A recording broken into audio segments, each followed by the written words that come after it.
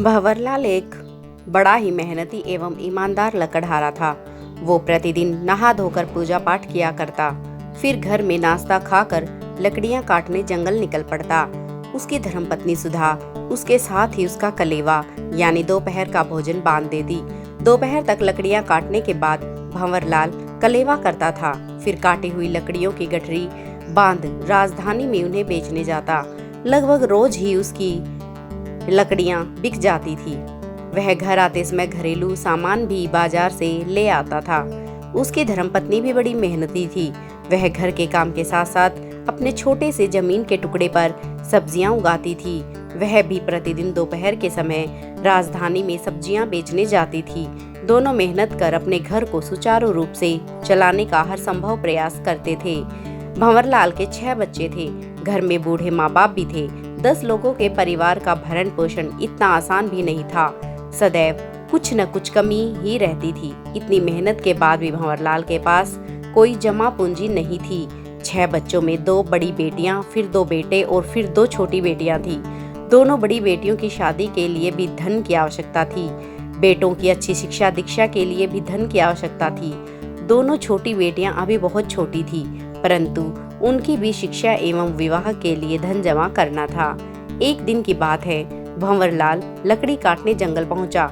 लकड़ी काट ही रहा था कि यह क्या, पेड़ के ऊपर से एक सुनहरे रंग का छोटा थैला नीचे गिरा। जब भंवरलाल ने उसे खोलकर देखा तो उसमें हीरे जवाहरात भरे हुए थे। भंवरलाल उन्हें देखकर अचंभित रह गया। उसने सोचा, क्या ईश्वर ने यह मेरी ईमानदारी, मेरे पूजा पाठ का फल दिया? और खुशी खुशी उसने उस थैली को अपने पास रख लिया। जब लकड़ियां काटने का कार्य पूरा हुआ, उसके बाद भंवरलाल ने कलेवा किया, फिर लकड़ियों को बांधकर उन्हें बेचने नगर ले गया। परंतु हर समय उसका ध्यान केवल उस थैले पर ही था। वह थैले को लेकर अलग अलग बातें सोचने लगता। कभी उसे लगता, क्या यह किसी और के होंगे जिन्हें मुझे दे देना चाहिए? अगर किसी और के हैं तो मुझे क्यों मिले हैं? कभी सोचता, क्या पता मुझे ही मिले हों। जब मुझे मिले हैं तो मेरे हुए। क्या पता ईश्वर ने मुझे मेरी भक्ति का फल दिया है। उसके दिमाग में हर क्षण अलग अलग ख्याल आ रहे थे। लकड़ियां बेचकर वह अपने घर चला गया। रात को खाना खाने के बाद जब वह सोने गया, तब उसने अपनी पत्नी से यह बात बताई। उसकी पत्नी भी उस थैली को देखकर अचंभित रह गई। कहने लगी, इतने सारे हीरे जवाहरात कभी देखे ही नहीं थे। हाँ, राजमहल में रानियों और राजकुमारियों को जरूर पहने देखा है, परंतु यह कभी अपने हाथ में लेकर देख पाऊंगी, ऐसा तो कभी स्वप्न में भी नहीं सोचा था। यदि इन्हें कोई ले आ गया तब क्या होगा? ऐसा तो नहीं कि कोई हमें चोर समझे। यदि राज परिवार का हुआ तो हमें दंड भी मिल सकता है। तब भंवरलाल कहता है, प्रिय, मुझे तो केवल यह सोच परेशान कर रही है कि क्या यह मेरी भक्ति का फल है या किसी और की संपत्ति मैं घर ले आया हूँ। यदि यह किसी और की है तो मुझे नहीं चाहिए, परंतु इसके मालिक को मैं कहाँ ढूंढूं? हालांकि इस धन से हमारे सारे दुख दूर हो सकते हैं। हम घर बना सकते हैं, बेटियों की शादी कर सकते हैं, बेटों को अच्छी शिक्षा दीक्षा देकर उन्हें लायक बना सकते हैं, बगल वाली जमीन खरीदकर अच्छी साग पाजी उगा सकते हैं, फिर जंगल जाने की आवश्यकता भी ना होगी।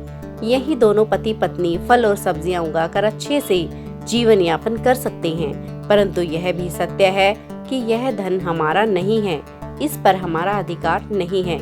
सुधा कहती है, हमें इसे राजा जी को सौंप देना चाहिए। हो न हो किसी राजघराने का ही हो या किसी ने इन्हें राजघराने से चुराया हो। दोनों पति पत्नी इस पर सहमत हो गए। सुबह तैयार होकर भंवरलाल राजसभा पहुंच गया। राजा के समक्ष बोलने की उसकी बारी आई। भंवरलाल ने थैली राजा को सुपुर्द करते हुए पूरी बात बता दी। राजा भंवरलाल की ईमानदारी से प्रसन्न हुआ। राजा ने कहा, भंवरलाल, तुमने ईमानदारी की एक नई मिसाल कायम की है। इसके फलस्वरूप इनाम में यह थैला तुम्हारा हुआ। राजा की बात सुनकर भंवरलाल की आंखों में आंसू आ गए। वह सोचने लगा, भगवान की भी क्या लीला है, ना मेरी ईमानदारी जाने दी, ना यह थैला जाने दिया। उस थैले ने भंवरलाल और उसके परिवार के जीवन को संवार दिया। दोस्तों, आपका हमारे चैनल पर आने के लिए धन्यवाद। और अगर आप हमारे चैनल पर नए हैं तो हमारे चैनल को सब्सक्राइब जरूर कर लें। ताकि हमारी हर कहानी आप तक पहुंच सके।